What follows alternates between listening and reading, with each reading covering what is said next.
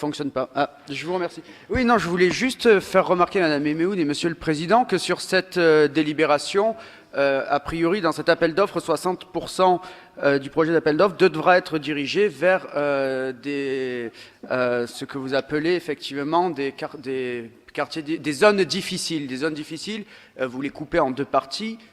Une première partie, les quartiers prioritaires de la ville, et la deuxième, les zones de revitalisation rurale. Alors, on a vu ce qu'a mené cette politique dans les quartiers prioritaires de la ville entre 80 et 2007. Ce sont plus de 100 milliards d'euros qui ont été injectés dans ces quartiers pour aujourd'hui voir dans ce rapport, finalement, le résultat, c'est qu'effectivement, l'entrepreneuriat est plus bas qu'ailleurs.